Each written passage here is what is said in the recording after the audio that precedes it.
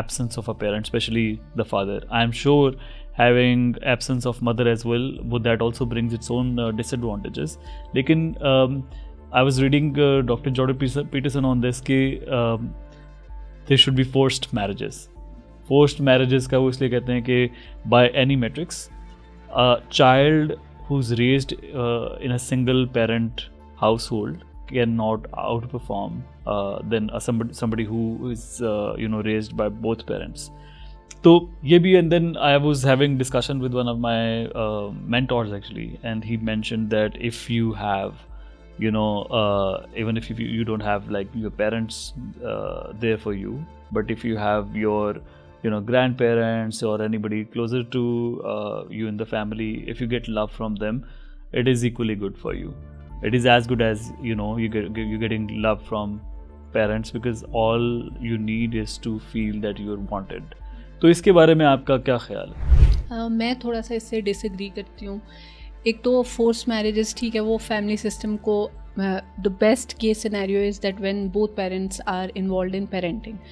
But the thing is कि the reason he must have said this is कि आप एक लविंग इन्वायरमेंट में चाइल्ड को जो है वो उसका ब्रॉटअप कर रहे हैं.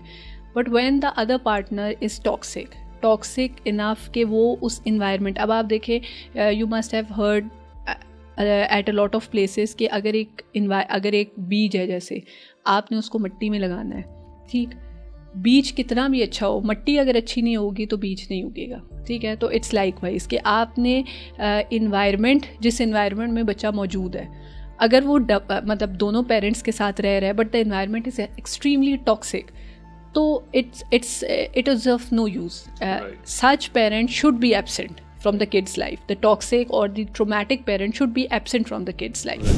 So by that you mean like then in that case it's better कि rather than forcefully keeping the marriage intact, it's rather better कि वो better कि आप उसको जो है वो separate हो जाए. Even in any case like the kid is going to suffer. Exactly. In either case. In either case, kid will suffer even if he is staying with the with both parents, or if he is staying let's say in our culture जैसे with the mother. Suffer तो वो दोनों सूरतों में करेगा. अगर if there is a dysfunction. Yeah, if that's a dysfunctional family. Normally separation तभी होती है जब थोड़ी सी डिसफंक्शनैलिटी आ जाती है.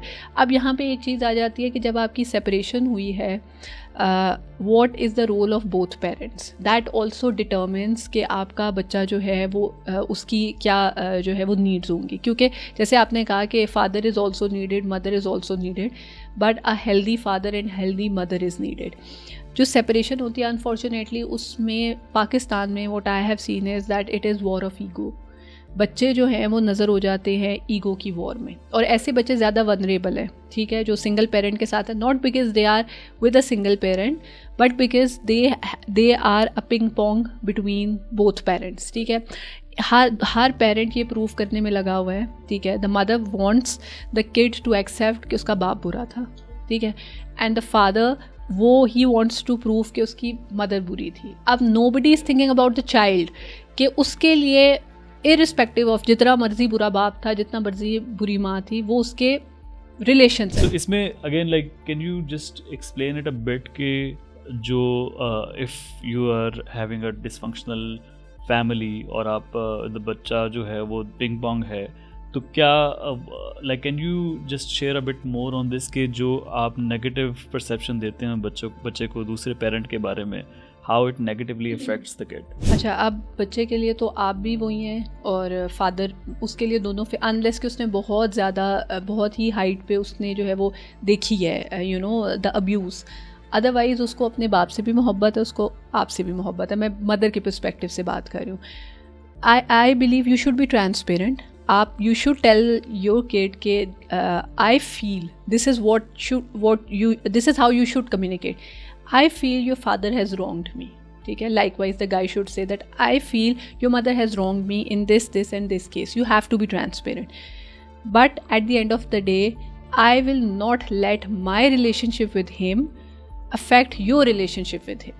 Your equation is different from my equation. ठीक है, कि यानी मेरा तो you know me and my husband, we are not related by blood, but you are related to your father by blood.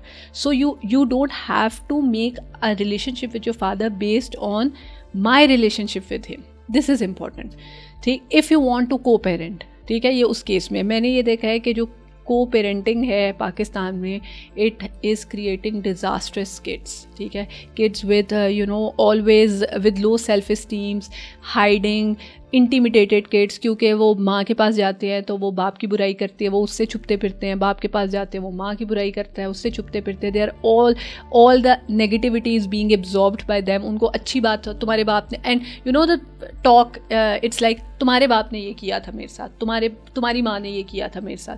तो वो चीज़ जो है वो इतनी डेट्रामेंटल है. Then again they start finding things to soothe them, जिसमें drug ratio सबसे ज़्यादा इस तरह के बच्चों में होता है, जिसमें वो पिंग पोंग है कि पेरेंट्स जो हैं वो कॉन्स्टेंटली एक दूसरे को ब्लेम गेम कर रहे हैं, चाहे वो साथ भी रह रहे हैं उसमें भी जब वो अब्यूज़िव हैं एक दूसरे की तरफ, इन अ वे के they are making child the जज, कि तुम फैसला करके बताओ, टेक वन साइड, या तो बाप की साइड लो या मेरी साइड लो. तो वो वाले बच्चे जो है ना वो उन पे ये एक एडेड ट्रॉमा है कि उनको जज बन के ये कहना है अपनी अम्मा को कि तुम्हारा जी मेरा बाप गलत था, या बाप को कहना है जी मेरी अम्मा गलत थी.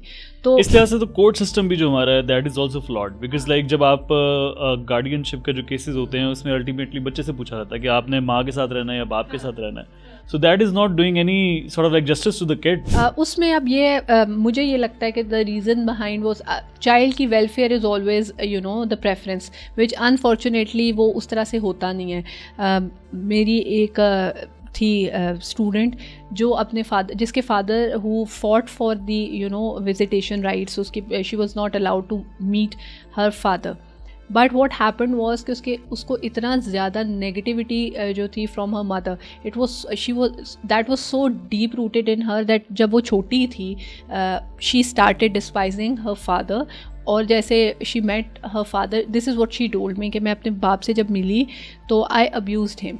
मैंने उनको कहा कि you are a bad person, and that was the last day when my father met me. He didn't come after that, ठीक. And at that point she was 17 years old and she said that, and I regret that day. I wish I had not said him that because he was good to me. And that literally broke me कि कभी कभी हम अपनी ego की जंग में अपने बच्चे का कितना नुकसान कर देते हैं.